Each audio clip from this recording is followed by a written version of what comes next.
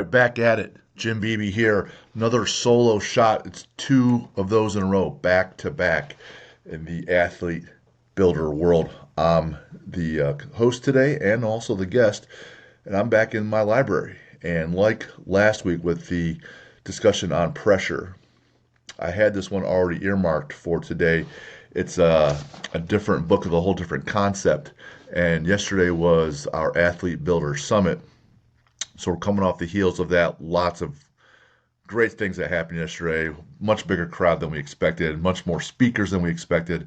But I had just cranked through this book recently, and I had it scheduled for me to talk about it. So we want to make sure that happens. Don't worry, we'll get back to Connor Agnew. That's our next guest for next week. He's already set and good to go. But I don't want to delay this one. So 2 weeks back to back, breaking down a book and a process, and here's why. So here's the book. It's UOU by Eric Thomas. See that right there? So if you know Eric Thomas online at all, on Instagram, any of his workshops, he's known as the hip hop preacher. He's the guy with a PhD from Michigan State. And it's not that he has a PhD, it's also that he came from a point where he was eating out of garbage cans, homeless, and he got himself all the way through school, got himself smart, got himself better, got himself capable, and he started working through churches, any kind of demographic, rich, poor, smart, not smart, athletic, non-athletic, just getting people better, right? How do you get better? How do you tap into your why and blah, blah, blah.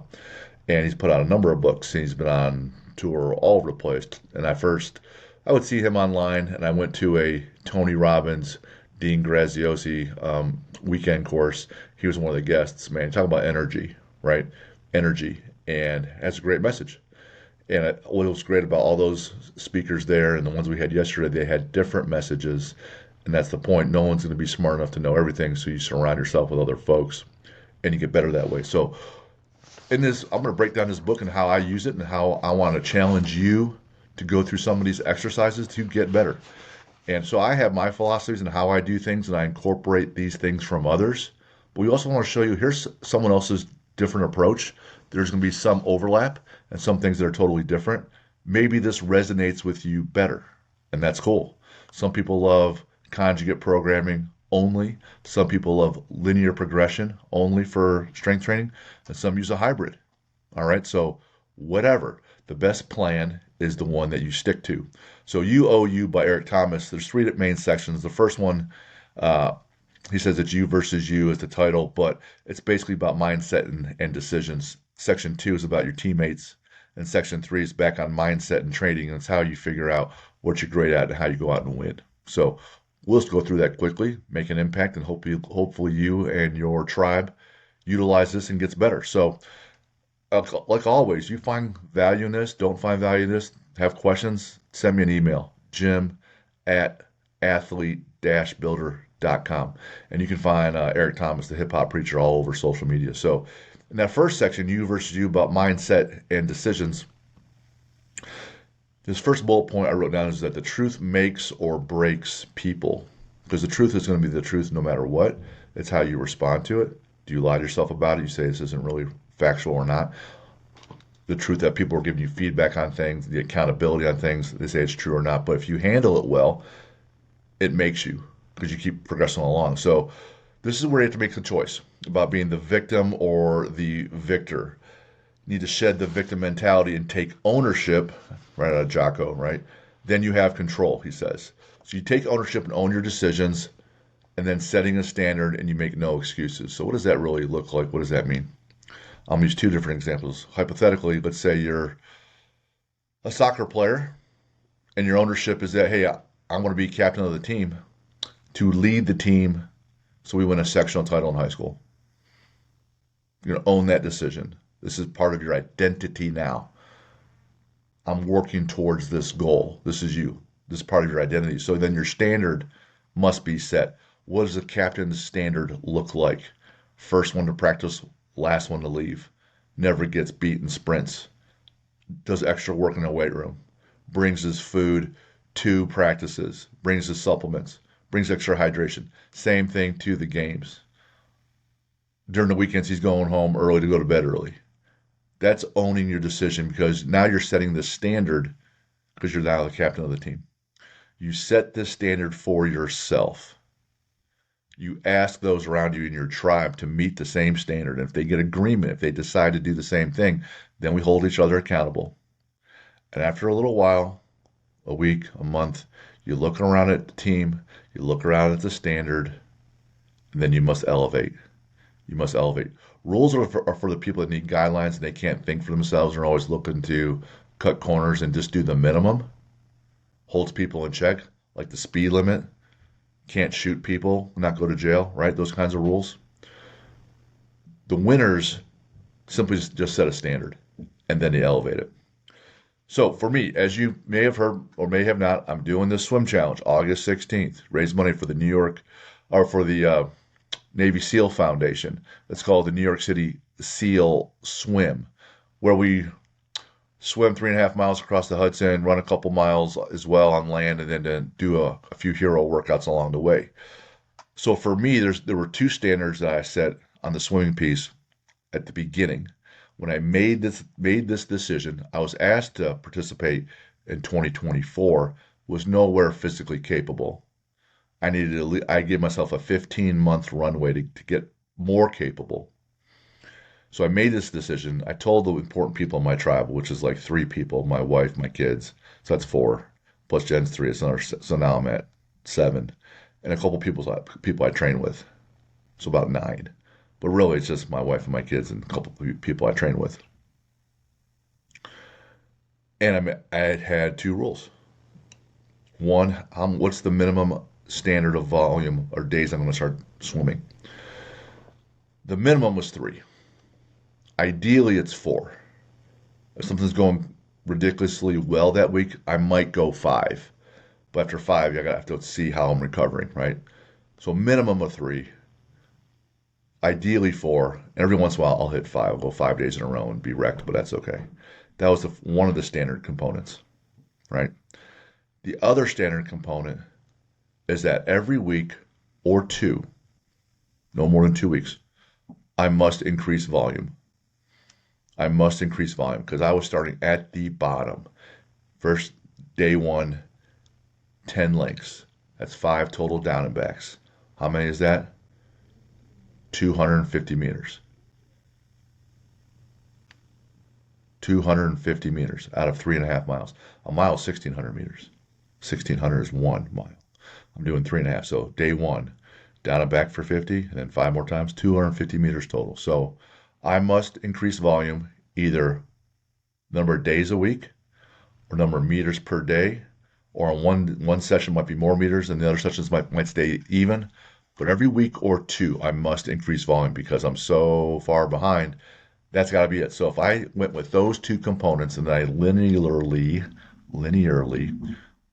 drew out a map, 15 months, what kind of volume do I need to be at in those last couple of months? All right. Just like when I would run a half marathon, I would have a progression and we're going to hit that. That was my 2 minimum standards. And the truth was, whether it makes or breaks you, every day and every week I would get feedback on how I'm doing. Same thing with you. You're the soccer player. You're trying to get feedback. You're going to get feedback in your practices. You're going to get feedback in the score of your games. No need to get audited. You get audited every game, right? So here is part of your work for all you listeners. Here's the work. You must take a moment, and after I say these things and pose these questions, pause, write this down. What was the last challenge you did? For me, my last main physical challenge was competing and training for strongman. That ended in 2021. How did it go? Ask yourself that. Mine went fine. It went 7, 8 years. I progressed each year, got stronger each year. My results against other people was mediocre, but my personal results got better every year. How did you handle it? What were the positives and negatives on that challenge? What went well? What didn't go well? And if you're my athlete now, I'm going to run you through, if I'm asking you these questions, what went well, what didn't go well with your mindset, the knowledge of your sport, how you worked with people, your training, your nutrition, and your recovery. What are the positives and negatives to those 6 things? There's an important question that he poses here as well. How did you feel? People love to believe that we all make our decisions rationally without emotion. Not the case. I would love to say I'm good at that. I'm better at that, but how did you feel? That matters. During the moment, during the training, during the games. A lot of times, I would feel I'm grinding and I'm kind of miserable.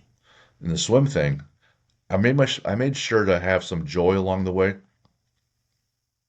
take stock of things, and have some gratitude. It would help everything be much more sustainable. So then the last question is then what could you have owned more and done differently? That's that constant feedback loop that we're always talking about. What you're looking for. So here's your challenge, your future challenge. He writes at the end of that section 1. How could you own it and impact the results? How would you feel and act differently? So first, let's must make some choices on what we're looking to do. Maybe you already decided. Maybe you already decided you're going to be captain of the team, or you're going to start on your team, or you're going to make varsity. Maybe you already made that decision. Here are some reflective questions to give you the data and your bullets for your gun to shoot on how to make your decision come true, how to bring it to fruition. Here is some of the how. Everyone has a goal or a target, though how, the process is how you win.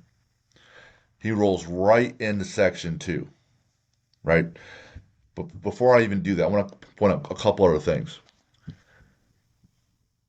All these things I just outlined for you, Eric Thomas helped me outline, these questions, it's all hinges on one thing, and it's your level of commitment.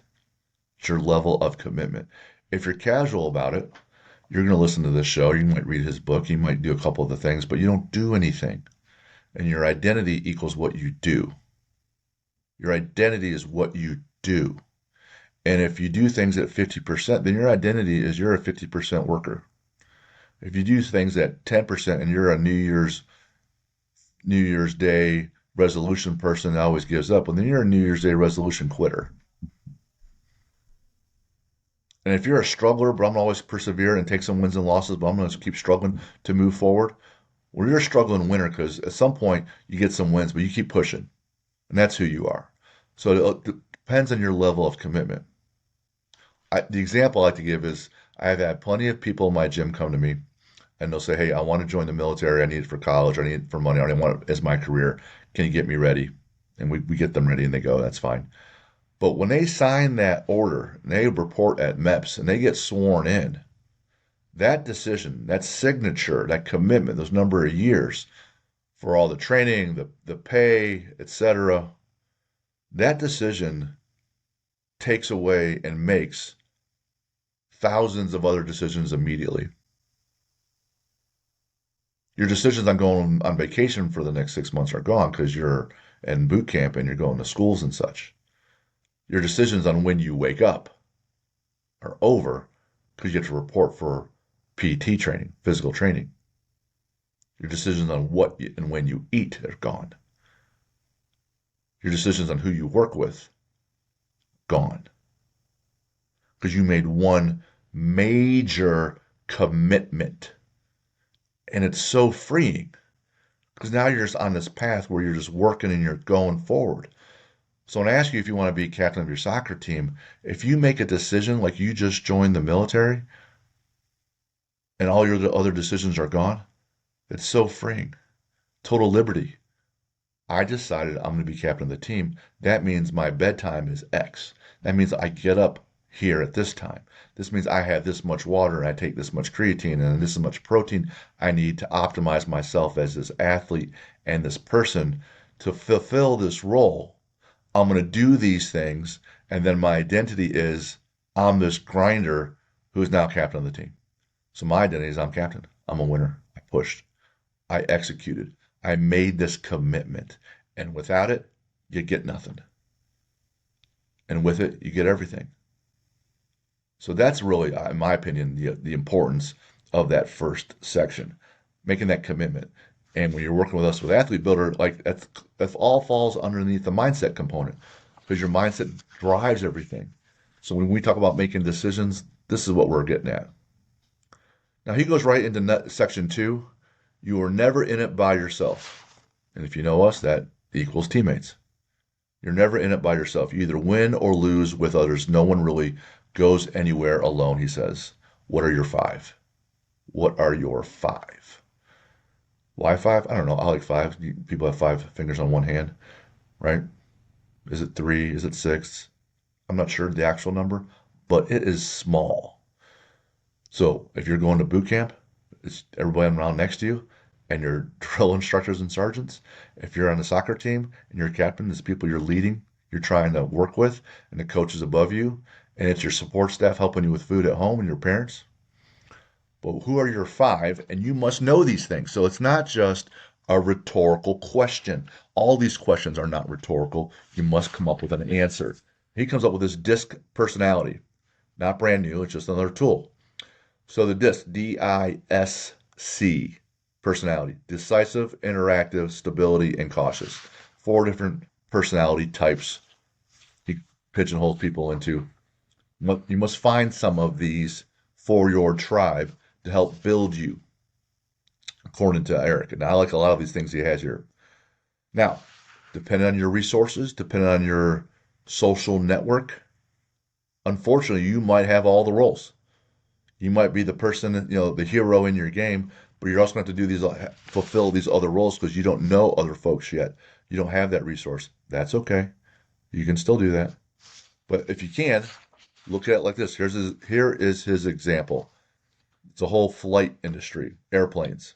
Talks about pilots for the DISC personality. So the pilots, they see the big picture. They want immediate results. They're in the driver's seat. That's typically like your head coach. And here with us at Athlete Builder, that's probably me, where I'm kind of overseeing things as the head coach while I'm working with teams, individuals. That's where we come in. The flight attendants, though, can't really run the plane without the flight attendants. Those folks are innovative. They're connected through their emotions, and they're feeding off the crowd, their customers. They're motivated by being with others. That's your support team, right? So there's your leadership team when we talk about teammates. That's your pilots. Then there's your support team, right? That's your friends and family. And that's the close people in your tribe that are supporting you. And you say, hey, I'm going to boot camp, or I want to be captain of this team. Support me, which means hold me accountable, help me out with my logistics. If your parents are driving you to and from practice, you need to be thanking them. If they're paying money for all these things, you need to be thanking them, just not with your words, but actions and deeds. That's your support team. And you have a bigger support team, there's a better shot that you win, that you make it across that goal line. You're now captain, right? So you got your pilots, you got your flight attendants, and then there's your ground crew. Gotta get the plane ready, right? That's your agreeable, sociable, non-threatening support of others. So if you're on the team, that's your GAs, grad assistants. That's the people doing all the thankless grunt work you don't even see.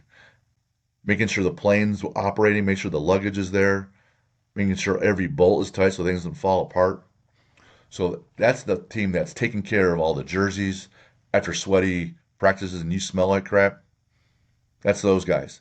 Might be your parents at home taking care of your laundry. And if you're old enough, you should be doing your laundry because that's a worthwhile skill to have. But anyone that supports you in that grunt work, be kind to them, buy them coffee, take them lunch, whatever.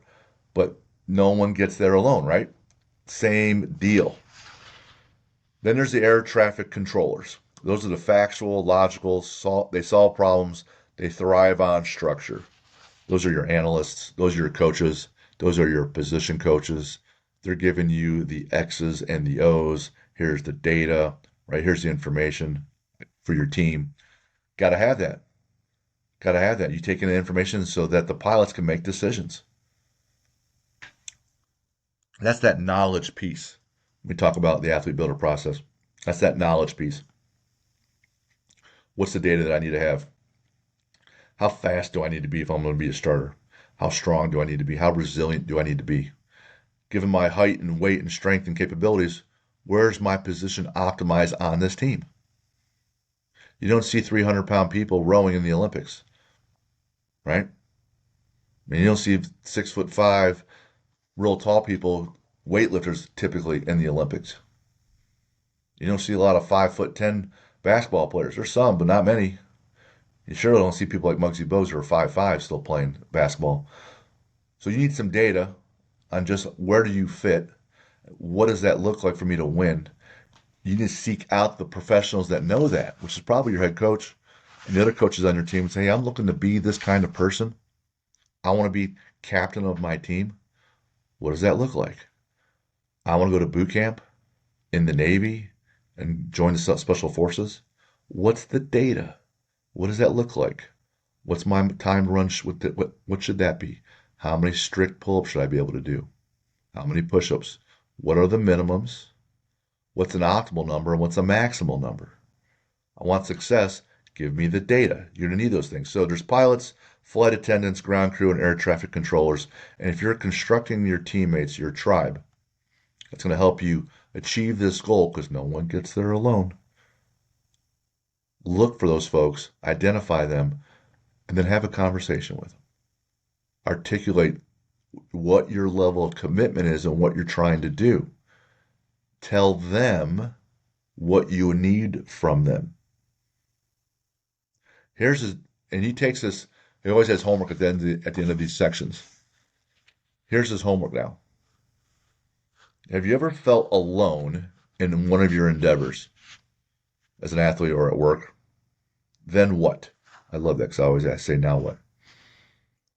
What's your support and what is your process? When you're really alone, it means you got something you're trying to tackle, something you're trying to accomplish, and you feel like you can't, you're just doing it by yourself. Well, how did you construct your tribe then? Could you find one person?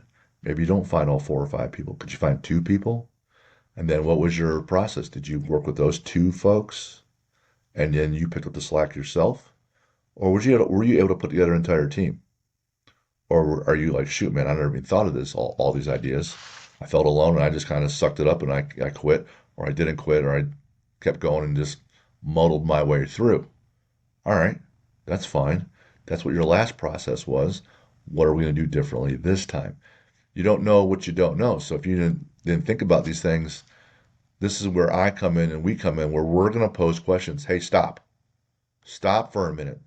Shut up, sit down, get out a piece of paper, and think. Think through some things. Don't just be dumb driven cattle. Don't be sheep. Stop. Sit down, think about some things, reassess, and then attack. So his challenge is to ask yourself, when did you feel alone? Who was your support group? What was your process? So we want some reflection time. He says, "You're ever emotional when you should be. Were you ever emotional when you should have been logical? Were you ever logical when you should have been emotional? What are your triggers?" My kids make fun of me all the time that sometimes I can go from 0 to 100 and being angry about things. Now I've gotten better. I probably go from 0 to 85, but still not very good.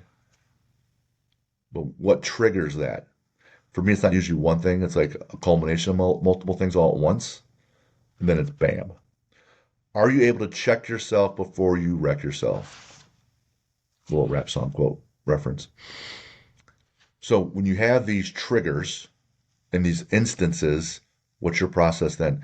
Can you slow yourself down? When I'm out with my friends and they're all drinking, and that's fine, but the sober driver decides to start drinking too.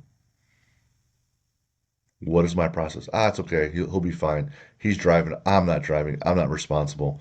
He'll be fine. If he gets in trouble, he's the one who goes to jail, but we're definitely not going to hit anybody, so let's just risk it. Or it's like, oh, shoot, man. Now we're in real trouble. There's real danger here. I'm simply going to call an Uber or a friend or a parent. Right? Can you check yourself? So when you have these triggers, were you ever emotional when you should have been logical, and vice versa? What were your triggers? Then what's your process?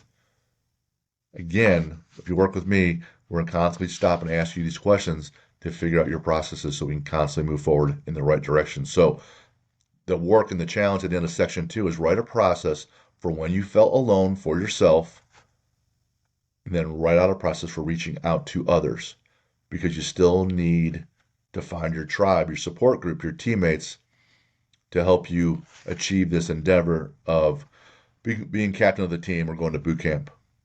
Remember, pilots, flight attendants, ground crew, and air traffic controllers. When did you feel alone? What did you do? And what is your process going forward to reach out to other people and build a team? Now we're already in section 3, and there's only 3 sections, and this is called Discover Your Superpower, which is cool. I got a couple superpowers. My wife would argue with me, but one of them is absolutely true that in almost any position I can fall asleep, which is not good because it indicates I'm sleep deprived. But sitting up, lying down, anything, if I want to, I could probably fall asleep. So that's a superpower of mine. I don't think it gets you anywhere, but it's a little anecdote. So discover your superpower. Find it, turn off the outside world, and look inward deeply, he says, and find it. So, as Jocko would say, back to the book. I'm saying back to the book, and we want you to, again, take a moment and figure this out. So he writes, I've turned off the outside world, look inward deeply, and find it. It's large and powerful, and it's also delicate. You must harness it and grow it. Find it as an active choice and find what you're drawn to and figure out why. Okay. What does all that mean? What is the actual process there? Because there are a lot of directives. Here's how we do it, Athlete Builder. So when we're trying to figure out how we're going to win and also what beats us, so we just do our basic SWOT analysis.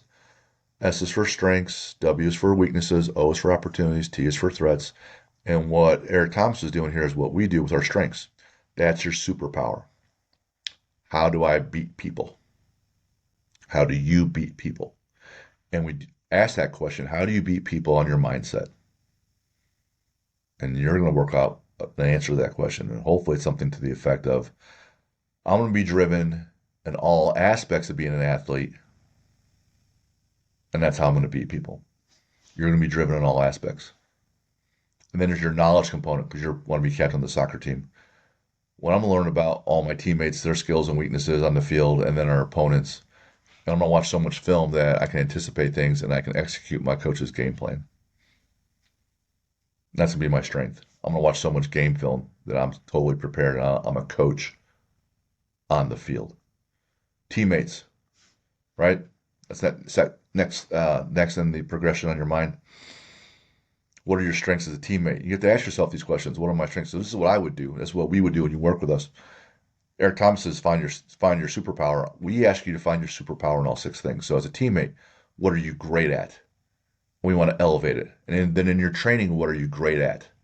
And then we want to elevate that. What are you best at? And then we elevate it. And then your nutrition and your recovery. What are you great at?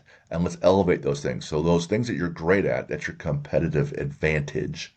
And if we elevate it, then you keep beating people. You keep winning games, right? That's what he's asking you to do. We want you to do the exact same thing, just a little bit more comprehensively. So then he writes, at some point, you have to make your move, not just live in your potential. Here's all your decisions. We like all the thinking. We want thinking man's athletes. You have your plans. Here's what I'm great at.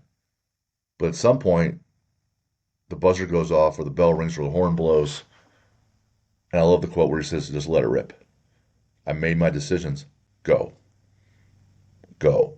So if it's, I'm going to be the best informed with knowing my knowledge by watching so much film, go. What does that mean? I'm going to schedule time-wise on these days at these exact times when I'm going to watch film. Now, hopefully all those times work out, but things pop up, and you have to be a little bit flexible in your approach. But here we go. Let's go now. So go and do the things. You are what you repeatedly do. Identity equals do. Then it takes a hunger and a drive to develop and pursue it, he writes. A hunger, that's how driven you are. That's your mindset. Remember, commitment, that's your mindset component. And develop and pursue it. Develop means doing the things. Pursue, develop and pursue. What is your process?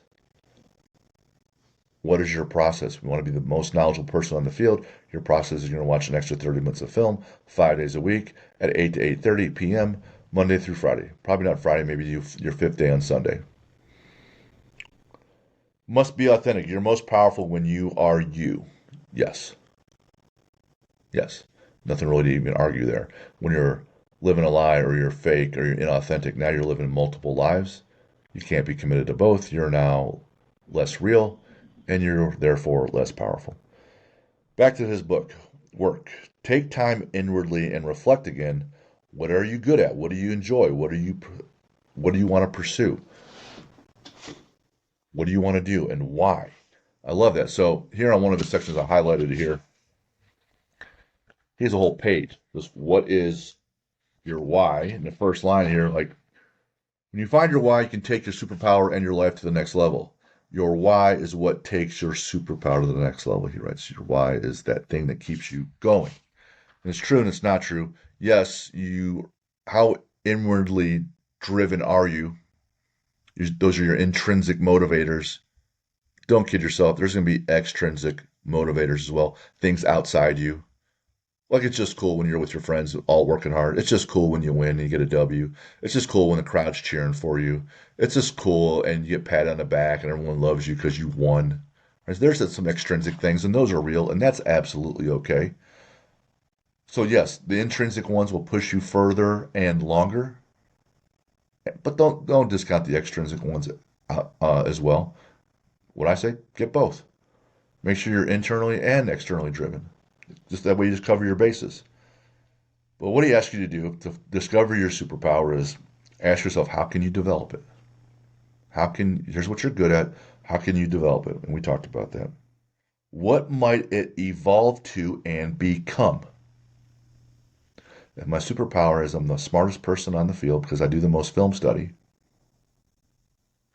that will most likely evolve to being that you're a coach on the field. You're an extension of your head coach and your assistant coaches. So when they have their game plan and philosophy, you're able to execute. So hopefully those coaches are smarter than you because they've been around longer and they've learned more. And if you can execute their philosophy, then your team has a better shot at winning. That's probably what that evolves to. But you should ask yourself that question so you can see that in your mind's eye. Then ask yourself, how does that feel? How does it feel? You feel more mature? Do you feel dependable? Do you feel you're making an impact? Do you feel powerful? So we can tie these actions to a feeling. It's getting woven even deeper in your subconscious and in your identity. You're more likely to do it. So ask yourself that question and then go out and fulfill it. Constantly ask yourself, he writes, how do you advance it? How do you develop it? That means how do you get it going? And how do you advance it? If you don't know, you probably shouldn't know. Ask. Ask your coach. Coach, I've been doing this film study. Here's my process. What do I do next? I know what's going on here. What's next? Now what? Now what? And hopefully they don't have an answer. You do that and you work with someone. That's why you work with us as a coach. We'll constantly ask that question and come up with a solution, and we'll find something to do. So here's this challenge at the end. So for the next 30 days, 30 minutes daily reflection and journaling. So 30 days in a row, get out your calendar, 30 days in a row, set up a time for daily reflection and journaling. What can you do daily to learn and grow it over a year? What books do you need to read? What programs do you need to do? What people do you need to associate with, and what people can you leverage and use to help grow your power, your superpower? Then use your gift daily. A lot of overlap with what we do, but you put it out in a completely different way, in a very valid way, a very useful way. For the next 30 days, structure, process, right? Daily, next 30 days, every day, reflect and journal. Ask yourself, what can you do daily and learn and grow it over a year? Each day, what can I learn and do for the next year? What books do I need to read to get better? What programs do I need to do? What people can I leverage to grow my power? And then do it. So I would say, what book do you need? What journal or planner do you need to help keep yourself accountable? What areas are you deficient with? So when you work with us, we're exhaustive. Mindset, knowledge, and teammates, training, nutrition, recovery, to find out where are you weak. Oh, you're weak on nutrition? Let's work with this person. You're weak on your lifting? Let's work with this person. You don't know how to do your recovery? Let's do this. And then do it daily. You stack these habits, and then you win. It's the same concepts spoken differently, slightly different processes or approaches to it, but this is the way you build people and habits and machines and companies and teams. And that's why I want to go over, man, because completely different approach, completely different guy, completely different examples, mindset, demographic, education. Eric Thomas, legend, outstanding leader and motivator. Had great, great points. And he uses what we use, I use what he uses, but differently. And then we can just keep putting out information to get you better, and that's why we're doing it. So I was real excited to go through this book with you guys. It's been long overdue because that's what's been on my shelf, but I cranked through it recently and been wanting to get through it, and I did. So I recommend it. You can go find it anywhere, or just hit me up and we're going to have a discussion about it. Or if you want a game plan session, is what I call it, just 15, 30-minute game plan session to see how we can get you better or how you can be better. Pose some questions, ask now what questions. Just email me, jim@athlete-builder.com, and let's get better together. We want to go out and win the day and win the week and win the year, so that way we can win the season. So that's our message this week. We'll get back with you guys next week with Andrew Connor and Lucas. Have a good one. See ya.